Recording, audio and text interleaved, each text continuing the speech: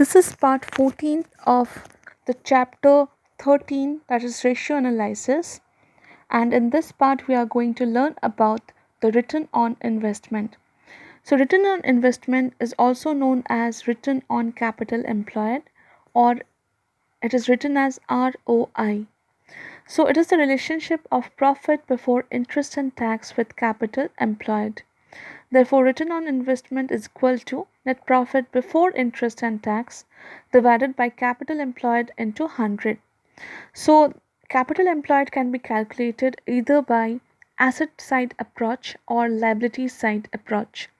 So, we can further learn about how to find out the capital employed by doing the sums. So, let us start with the practical questions. That is question number 97 from DK Goel. Calculate return on capital employed from the following: share capital 7,20,000, reserve and surplus 6,50,000, current liabilities 7,50,000, non-current assets 15 lakh, inventory 5 lakh, trade receivables 6 lakh, cash and bank balance 1 lakh, 10% long-term borrowings 5 lakh, and long-term provisions as 80,000. So net profit before tax is rupees 2,50,000. Now let us start with the solution. So at first we'll find out the capital employed. So the calculation of capital employed first with the liability side approach. So in the liability side we will take share capital, reserve and surplus. We will take long-term borrowings and we will take long-term provisions. The only thing which will be excluded is the current liability, because we will use this current liability in the asset side approach. So the liability side approach: share capital plus reserve and surplus plus long-term borrowings plus long-term provisions, that is equals to rupees 7,20,000 plus 6,50,000 plus 5 lakh, that is the long-term borrowings, and plus 80,000 long-term provisions, which is equal to rupees 19,50,000. Now the asset side approach, which is equal to non-current assets plus current assets minus current liability, that is we are taking the working capital into consideration. So non-current assets, and in the current assets we have inventory, trade receivables, cash and bank balance. From that we will exclude current liability.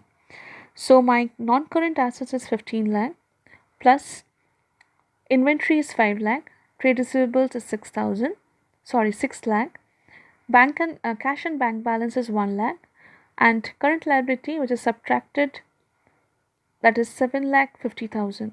So total of my capital employed is 19,50,000.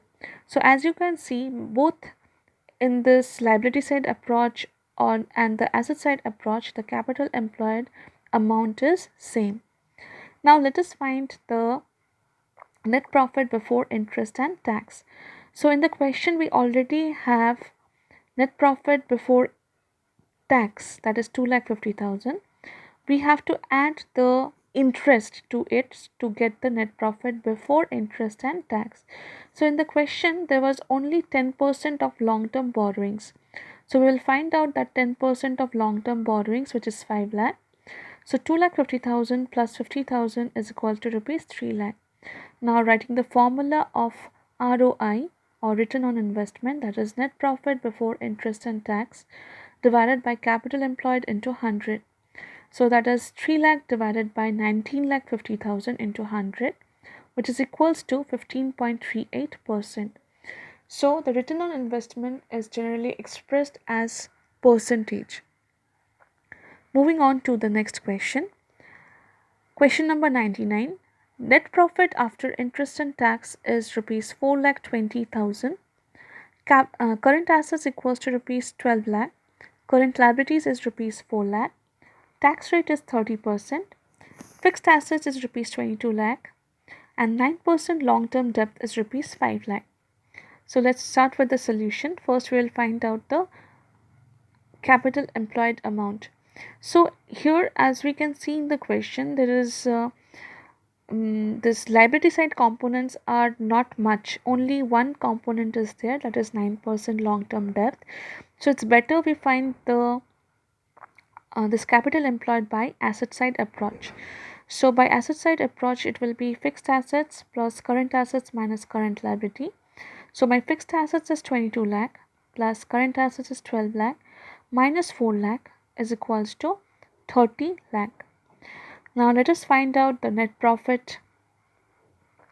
So net profit after interest and tax is given as rupees 4,20,000 and the tax rate is mentioned as 30%. So we have to find the net profit before tax. So let us assume that here I have done workings. So the working is done to find out the net profit before tax. So let us assume that the profit before interest and tax is rupees X. So X minus 30% of X is equal to 4,20,000. So that is, we will take the 100 as LCM. So in the numerator we will have 100x minus 30x, that is 70x. So 70x by 100 equals to 4,20,000. Therefore x equals to 4,20,000 divided by 70 by 100. So we can write it as 4,20,000 into 100 by 70. So that is equal to rupees 6 lakh. So from this we can get the profit before tax, which is rupees 6 lakh. And now to get the profit before interest, we have to add the amount of interest, that is 9% of long-term debt. So 6 lakh is my profit before tax plus interest is 9% of 5 lakh. So 6 lakh plus 45,000 is equal to rupees 6,45,000. So return on investment is equals to net profit before interest and tax divided by capital employed into 100. So my net profit before interest and tax is 6,45,000 divided by 30 lakh into 100, which is equal to 21.5%. Now the last question of this chapter, question number 101. Calculate return on investment from the following. Non-current assets 2 lakh, current assets 1,50,000, current liabilities 50,000, opening inventory 40,000, closing inventory 60,000, purchases 6 lakh, carriage inward 15,000, revenue from operations 7 lakh, office expenses 30,000, interest on debenture 12,000, tax is given as 7,000. So first we will start from COGS. Since in the question we don't have the net profit mentioned, we have to find out the net profit first. So to find out the net profit, we need revenue from operation minus cost of revenue from operation. So cost of revenue from operation is not mentioned, but we can find it out from the components given over here. So COGS equals to opening inventory plus purchases plus carriage inward minus closing inventory. So my opening inventory is 40,000 plus purchases is 6 lakh plus direct expenses is 15,000 minus 60,000 is the closing inventory.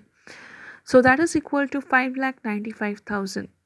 So the net profit before interest and tax is equals to revenue from operations minus COGS minus office expenses. So that is equal to rupees 7 lakh minus 5,95,000.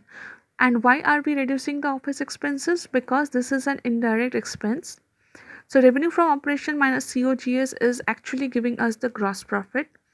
From the gross profit, if I reduce the indirect expenses, we will get the net profit. So we are reducing this office expenses 30,000. So that is giving us 75,000, which is the net profit before interest and tax. Now the capital employed is equal to non-current assets plus current assets minus current liability. So that is equal to rupees 2 lakh plus 1,50,000 current asset minus 50,000 current liability, which is equal to rupees 3 lakh. So my return on investment will be net profit before interest and tax divided by capital employed into 100. So my net profit before interest and tax is 75,000 divided by 3 lakh into 100, which is equal to 25%. Now you might ask here that tax is mentioned in the question. Why haven't I added the tax? Because while finding out the net profit, I haven't deducted the tax. So there is no need of adding the tax once more over here. So we can directly find out the net profit by this formula, which is 75,000. Okay, so that's all for this part, and this is the end of the chapter 13. So thank you for watching.